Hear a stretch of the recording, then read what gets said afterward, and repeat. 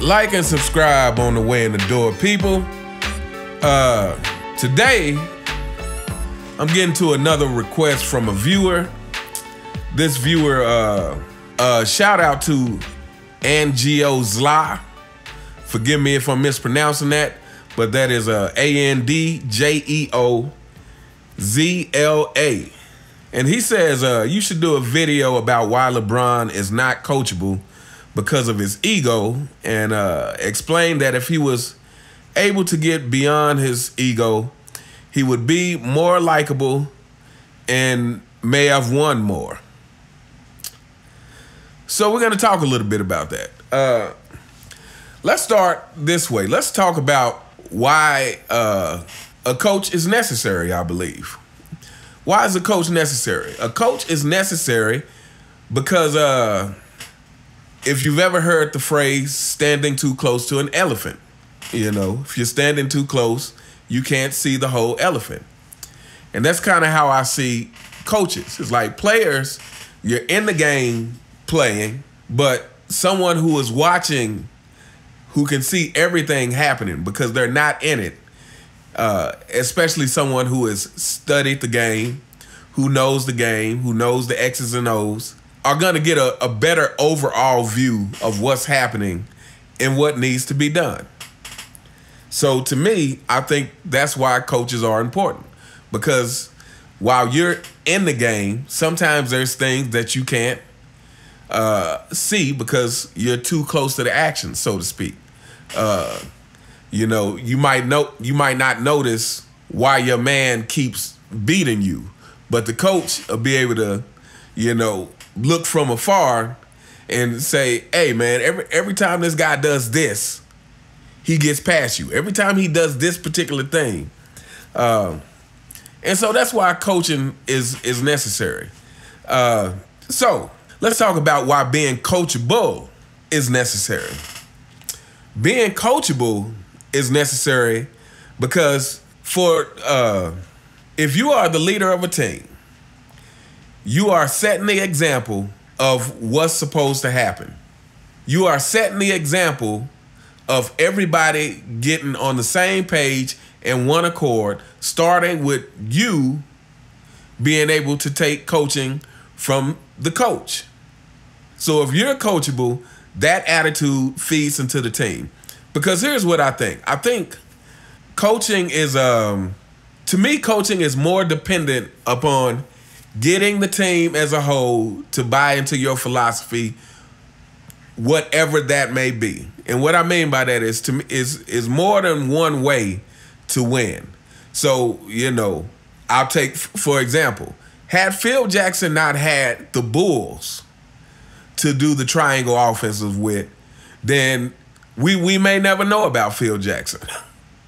We may not hold the triangle offense as such a genius thing if he didn't have such a great team to buy into it and execute. And I think that's with all the championship coaches. It's about getting the team to buy in. And that starts with the leader of the team being coachable. And I feel like the teams who've won the most championships, ultimately, their stars have been coachable. Tim Duncan, you know, Kareem, Magic. Now, LeBron has 4, but why is that? Team hopping. It's not the same thing. So it's important to be coachable. Now, why is LeBron not coachable? LeBron James is not coachable because he has gotten too much praise too early, and that ruined him. It ruined him for a lot of reasons. And I think it's probably a little deeper than a lot of people think. You know, a lot of people probably say, oh, you know, it just blew up his head and, you know, ego out of control. And absolutely. But what I also think getting that kind of praise does, getting that kind of praise when you are not highly passionate about that particular thing that you're getting praised for.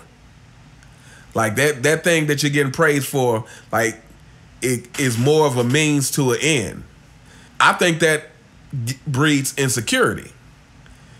as well when you get that kind of praise. Because now, especially at such a young age, so because now you have the ego, but you're also afraid of not living up to that praise, or not even necessarily not living up to that praise, but I feel like you're afraid to show that maybe you can't live up to that praise, that maybe that praise was early and undeserving. So now you have to put up a wall, so to speak.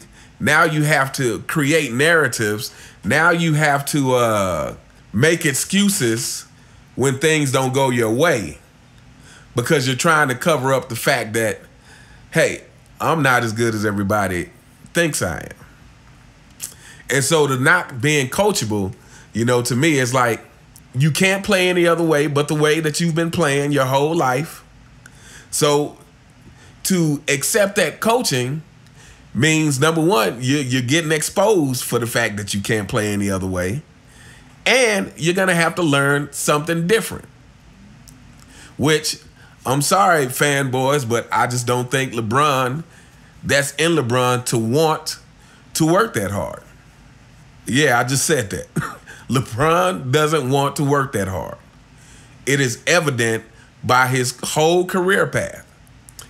And so, so being coachable, that might require doing some different things. A criticism that LeBron gets time and time again is he's not great off the ball, which is a shame, and it's ridiculous that someone who gets as much praise as he does can't play off the ball. It's ridiculous.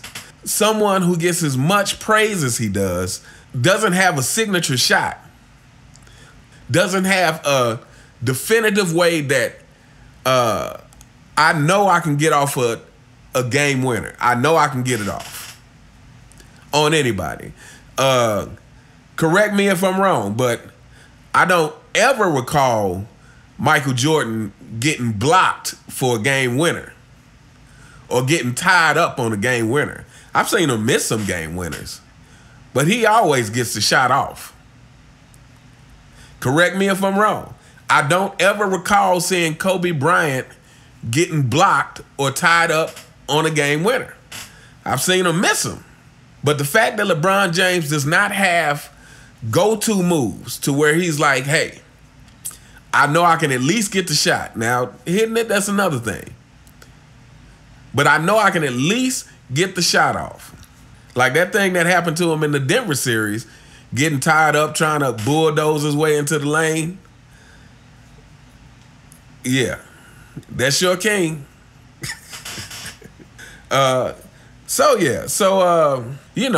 If LeBron didn't have those qualities, I absolutely believe not only would he be more likable, but I believe he would have more championships. Him not being coachable and the insecurities and the need to be validated all the time and the need for praise all ties in to why he is so disliked. Fanboys. Add it to your list of reasons of why your king is disliked. And you combine all that stuff with the antics, like I said, to me, it's hard to take anything LeBron does seriously.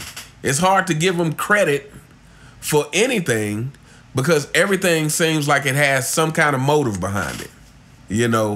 The lack of praise for his teammates, the being so willing to take all the credit for wins.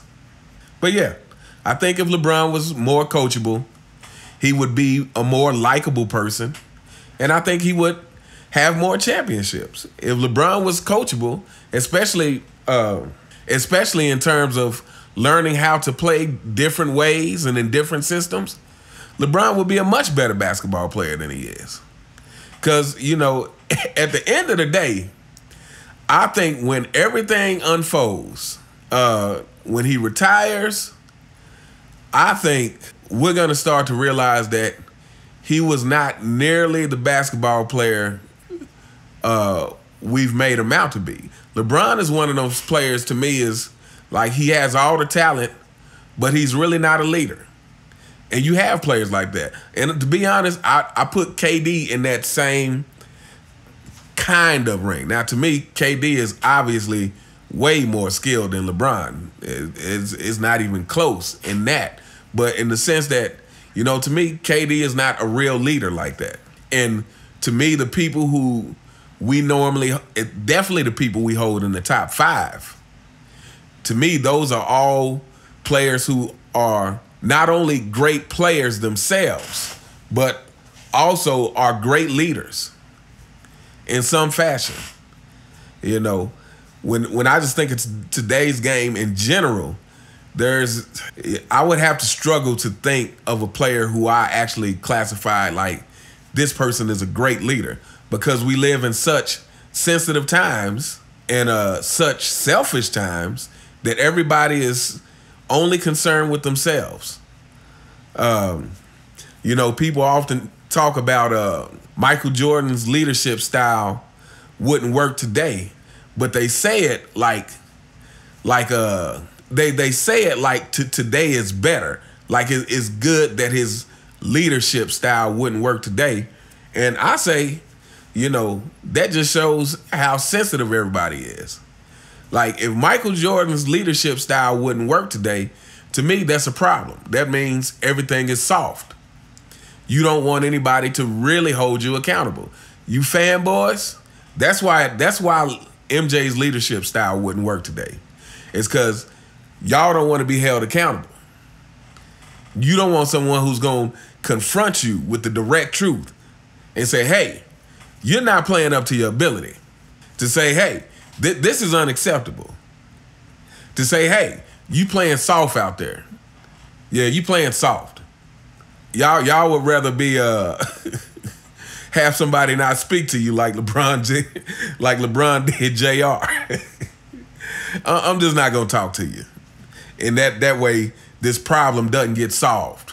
Anyway, I could go on about this, but I'm gonna end it here. Again, shout out to Angio's Law for the topic. Let me know what you guys think in the comments. Do you agree with my reasons of why LeBron isn't coachable? Do you think if LeBron was coachable, not only would he be more well-liked, but he would have more championships? But even if he didn't have more championships, he would be more respected. Let me know what you guys think in the comments.